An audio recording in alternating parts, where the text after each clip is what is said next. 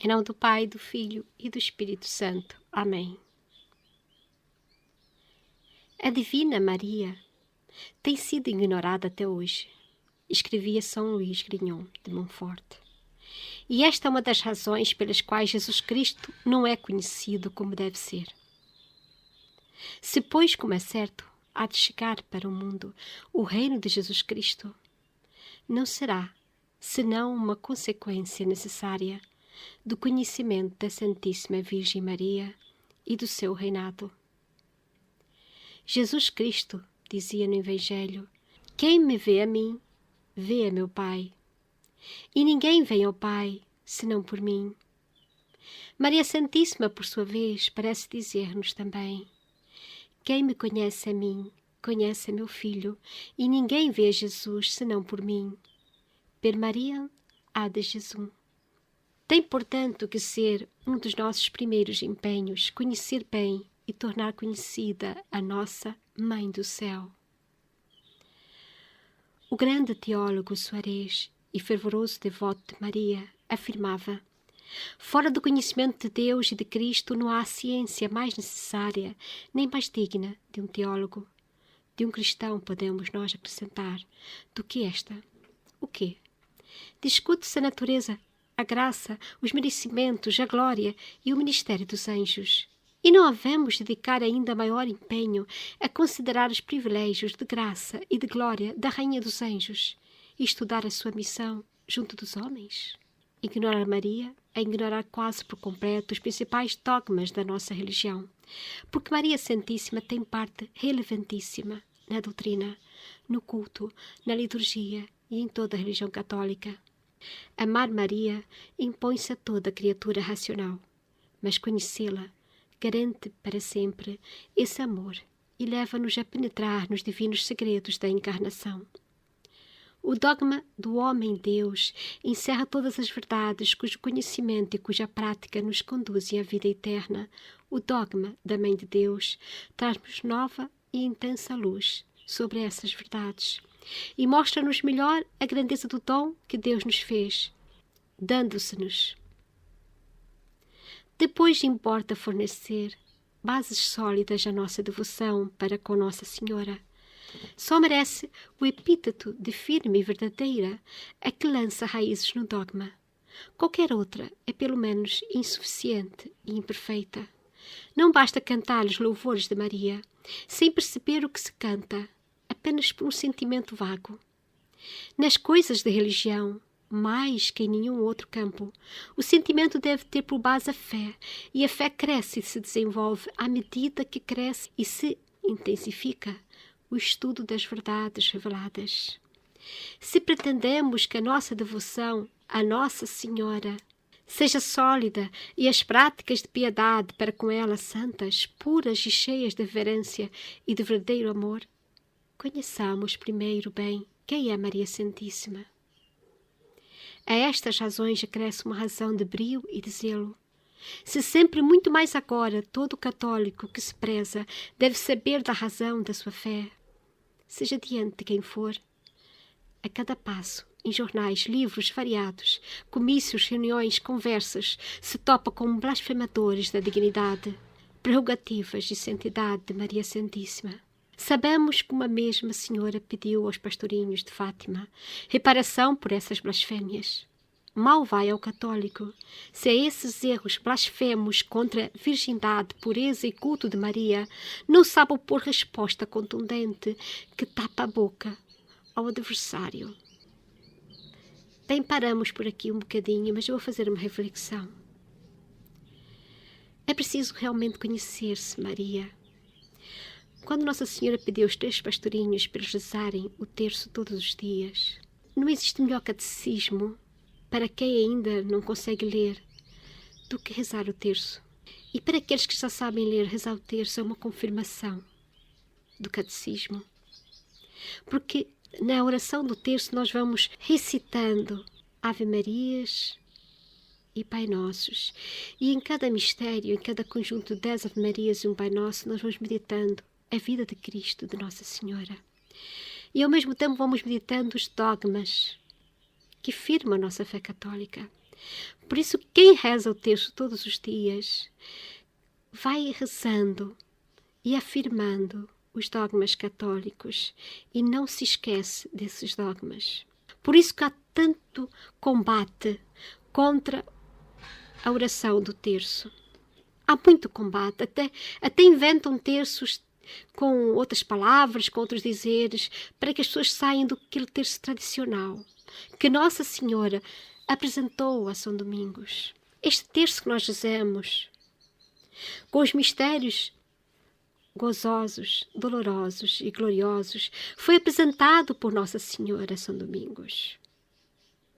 Se Nossa Senhora quisesse outras coisas, ela teria apresentado outras coisas, mas ela apresentou este terço a São Domingos, quando ele orava por uma seita herege que naquela altura estava a dizimar a crença católica, porque eles, para além da violência,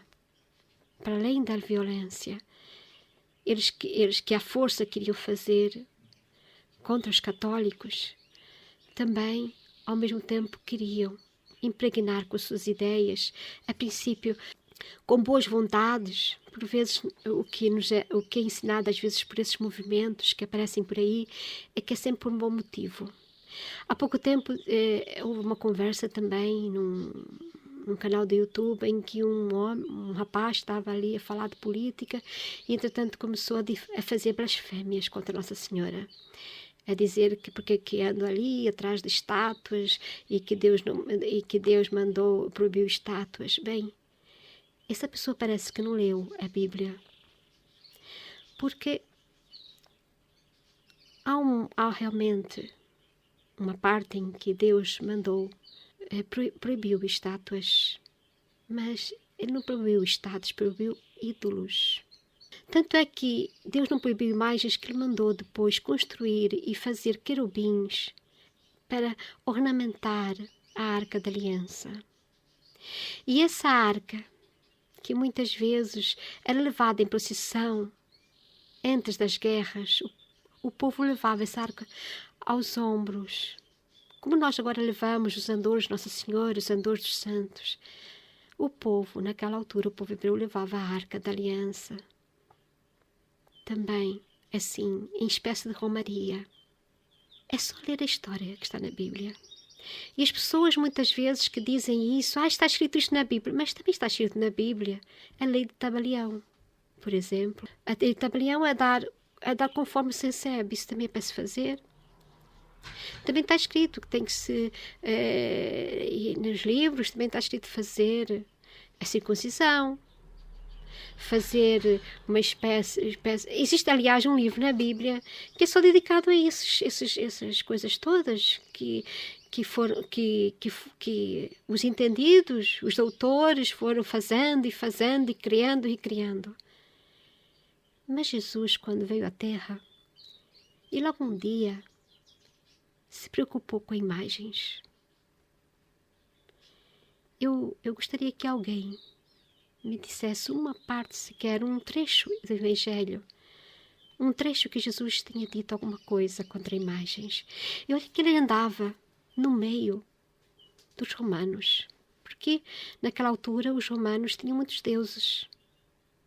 Para quem não sabe, havia um local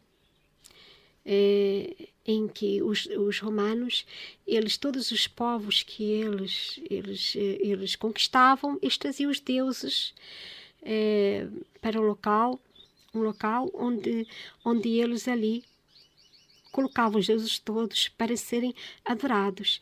Aliás, adorados ou de certa forma glorificados. Aliás, há uma passagem bíblica em que São Paulo, ele, quando vai a uma terra onde tem várias estátuas desses deuses, e encontra uma estátua em que lá estava escrito ao Deus desconhecido. E o apóstolo Paulo, em vez de estar ali a dizer quebrem essas estátuas, não disse nada disso. Ele apenas disse, olha, essa estátua que está aqui, dedicada a Deus escondido, é esse Deus que eu venho pregar-vos. Porque a questão da idolatria, para quem sabe ler a Bíblia, para quem lê sem palas nos olhos, desculpe que eu diga isso, Mas as pessoas que leem a Bíblia, uns textos da Bíblia que dizem, temos que viver isto ao pé da letra, mas quando chega noutras partes em que não é muito boa, essas passa. Não pode ser assim. A Bíblia tem que ser lida com sabedoria. E também temos de ser humildes. Temos de ser humildes para aceitar que outros antes de nós já a interpretaram.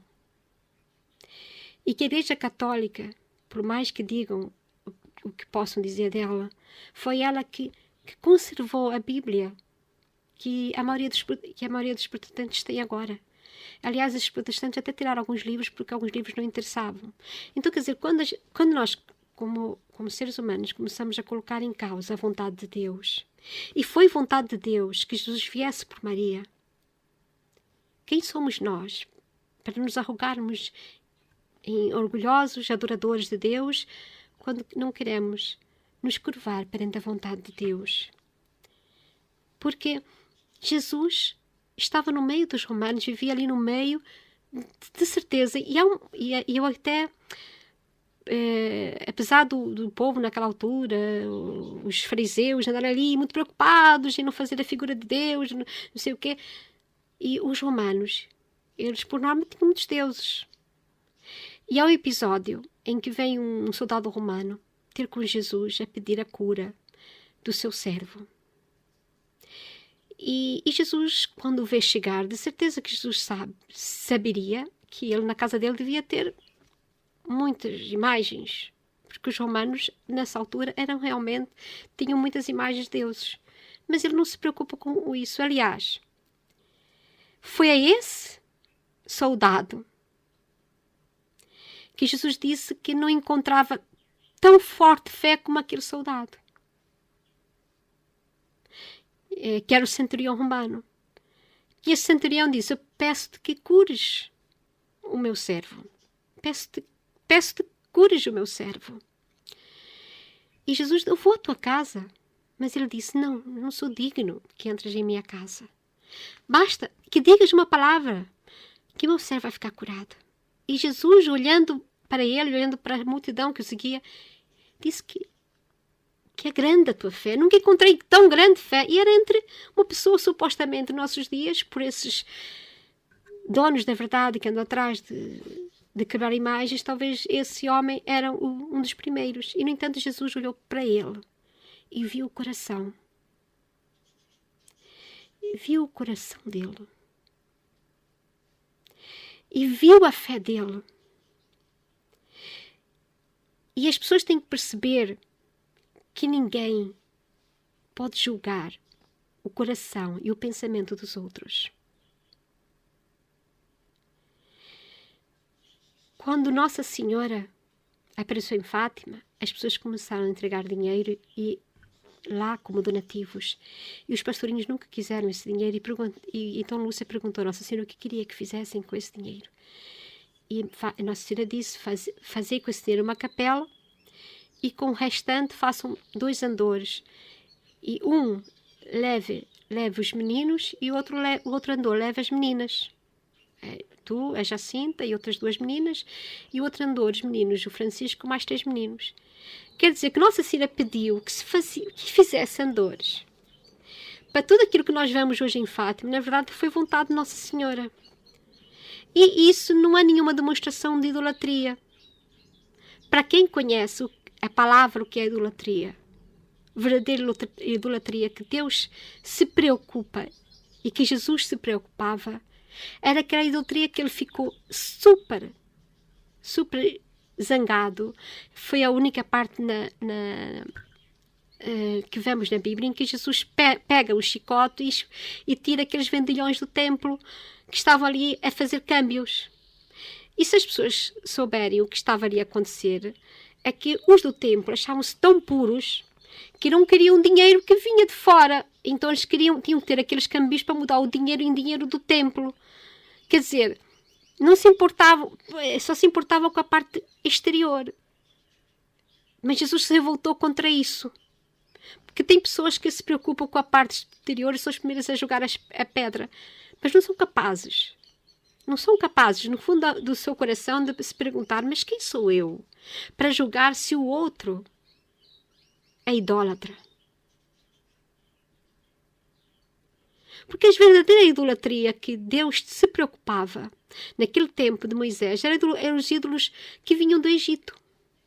O Egito, na altura, era efetivamente idólatra. Eles idolatravam tudo da natureza, idolatravam o sol, idolatravam a lua, idolatravam os animais, era gatos, era isto tudo. Vê-se pelo...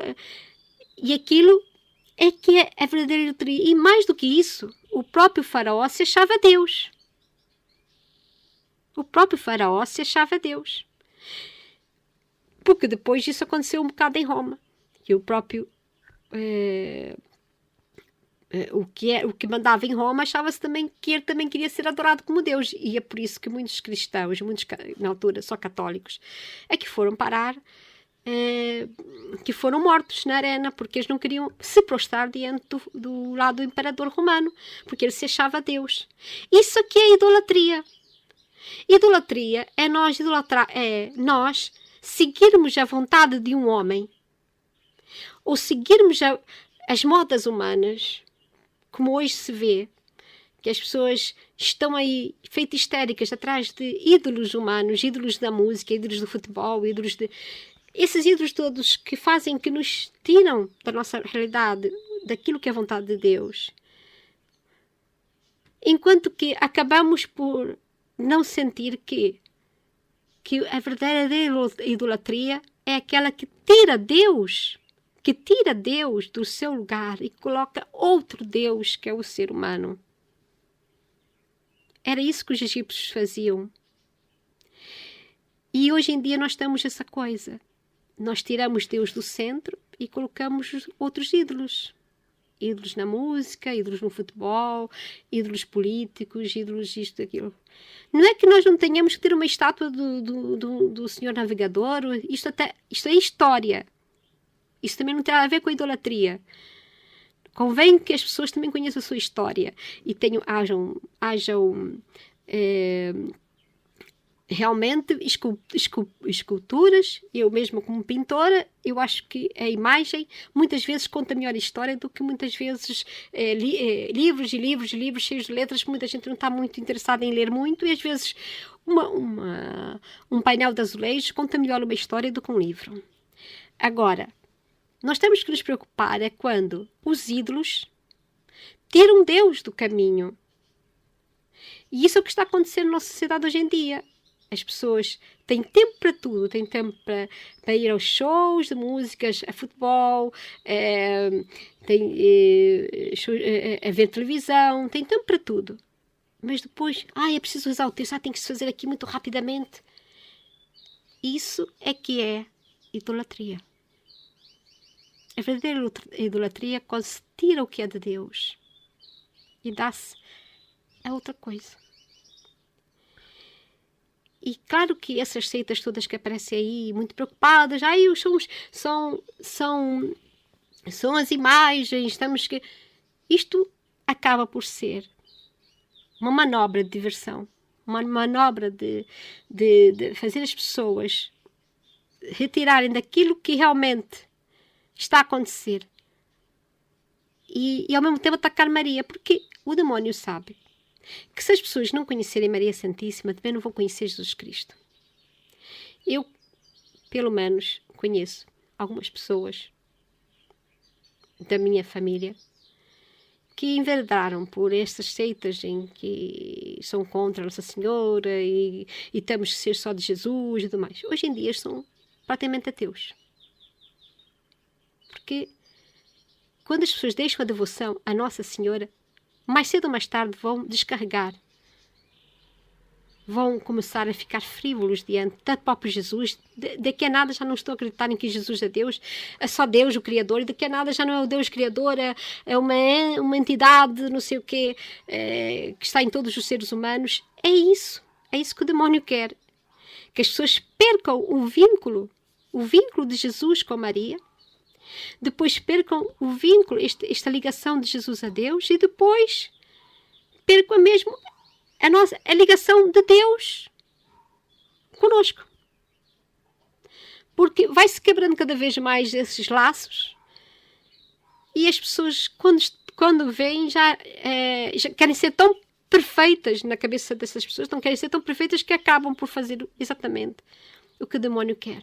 Afastar as pessoas de Cristo, afastar as pessoas de Deus, afastar as pessoas da salvação da sua alma. E é por isso que é importante, neste momento, conhecermos Maria cada vez mais e difundirmos Maria e termos imagens de Maria. Sim! Sim! Precisamos ter amor à Mãe de Deus. Precisamos ter amor à Mãe de Nosso Senhor Jesus Cristo. Ninguém vai a Jesus senão por Maria. Jesus Cristo veio por Maria. Deus podia, neste momento, naquela altura em que Jesus nasceu, Deus podia fazer Jesus nascer do nada. Mas Ele quis que nascesse de Maria. Por quê? Para que nós também aceitássemos esta mãe. Nós não podemos ser de Jesus Cristo sem ser por Maria. Não podemos. Mas cedo ou mais tarde nós vamos começar a deixar de ser cristãos. Porque é isso que eu vi. E eu aqui faço um apelo. Quando alguém blasfemar contra Maria, por isso que Jesus veio pedir a Lúcia que fizesse os 5 primeiros sábados, porque estavam a começar muitas blasfémias contra Maria, porque tinham que ir contra Maria, porque o demónio quer que se apague o nome de Maria. Precisa, porque se as pessoas deixarem o vínculo com Nossa Senhora, vão deixar o vínculo com Jesus Cristo. Como já está a acontecer, muitos já estão até a pensar já na Mãe Terra, até mesmo na hierarquia da igreja. Os padres foram deixando orações como o terço e foram colocando meditações, mais meditações, quer dizer, daqui a pouco já é quase uma religião oriental, não é? Que as orações... o demônio tem muita maneira de enganar as pessoas, infelizmente. E uma das formas que ele tem de enganar é pegar nessa parte do orgulho, de acharmos que podemos ser como Deus, né? Como foi aquilo que o serpente, quando se aproximou de Eva, disse: tu podes comer deste fruto, não vais morrer, vais ter o conhecimento do bem e do mal. Quem tem o conhecimento do que é bom e que é mau é Deus, não somos nós. Nós não somos como deuses. Nós somos criaturas de Deus. E Deus é que sabe o que é bom e o que é mau. E Ele deixou bem isto estruturado. É por isso que Jesus Cristo nunca falou em imagens, nem falou de idolatria. Ele não estava preocupado com isso. E, aliás, quando lhe foram perguntar quais são os mandamentos, ele disse: amar a Deus sobre todas as coisas, adorá-lo de todo o seu coração e amar ao próximo como a ti mesmo. Esses 2 mandamentos correspondem a tudo o que é preciso. Colocar Deus no lugar de Deus. E o próximo? Amarmos o próximo como a nós mesmos. Se nós nos amamos como criaturas de Deus e temos que dar contas daquilo que fazemos contra o nosso próprio corpo, então também vamos dar contas daquilo que vamos fazer ao outro irmão. Então, está aí, toda a lei. Não precisa de mais leizinhas, que depois os escribas, os fariseus foram criando mais leis e mais leis e mais leis e mais leis. É aquilo que acontece hoje em dia. As pessoas estão cheias de leis, cheias de coisinhas aqui. Temos que obedecer a isto. Temos que obedecer aquilo. E acaba por não obedecer ao essencial. E Jesus tocou logo naquilo essencial. É como também vi outra blasfémia há alguns dias, uma pessoa a dizer: eu não sei como é que Jesus, sendo judeu, criou outra religião. O cristianismo. Meu Deus, as pessoas ainda não perceberam, depois de tantos anos, o que Cristo veio fazer. Jesus mesmo disse: eu não vim mudar a lei, vim completá-la. E quando ele morreu, o véu do templo rasgou-se. E o véu do templo, para quem sabe o que significava o véu do templo, era onde se guardava o Santo dos Santos. Então, ao rasgar-se, acabou ali a antiga aliança, começou a nova aliança, que é o Evangelho, que é o que vivemos. Por que Jesus teve que morrer na cruz? Para continuar o que estava antes? Ele veio para retomar realmente a lei mais aperfeiçoada. Uma lei mais aperfeiçoada e mais condizente com a vontade de Deus. Porque infelizmente, os fariseus, já como Jesus disse a alguns fariseus, vocês sobrecarregam as pessoas com mais e mais e mais coisas, não é? Enquanto vocês estão ali a aproveitar-se disso. Existem passagens, mais passagens em que Jesus não era realmente, estava mesmo zangado com a forma como as pessoas, naquela altura, os fariseus, aquelas pessoas que se achavam donas da religião e estavam ali a levar o povo a fazer cada vez mais, a fazer cumprir esta coisinha, mais esta coisinha, mais esta coisinha, quando o essencial, o que Deus realmente pedia, já era quase que um segundo plano. E é como agora. As pessoas às vezes perdem o sentido do que é o essencial. E por isso neste momento tenhamos vontade de conhecer cada vez mais Nossa Senhora. Enquanto Nossa Senhora for amada, enquanto Nossa Senhora for lembrada, Jesus Cristo também vai ser lembrado. E quanto mais Jesus Cristo for lembrado e amado, Deus também será lembrado e amado. E enquanto Deus for amado e lembrado, nós temos certeza que a fé verdadeira permanecerá nesta terra. Que tenhamos vontade de aprender mais sobre Maria e estejamos sempre preparados para ir contra todas qualquer blasfémias que se preferirem contra Nossa Senhora, e sermos também capazes de rezar o terço em reparação dessas blasfémias, conforme Nossa Senhora pediu a Lúcia nos 5 primeiros sábados. Ou então, em qualquer altura do ano, pode-se rezar o terço também em todos os dias por esta intenção, pelas blasfémias que são proferidas contra Nossa Senhora e contra o Sacratíssimo Coração de Jesus também, porque é como uma continuidade. Ninguém pode amar a Jesus sem primeiro amar a Maria. E ninguém consegue amar a Deus sem primeiro amar a Jesus. Em nome do Pai, do Filho e do Espírito Santo. Amém.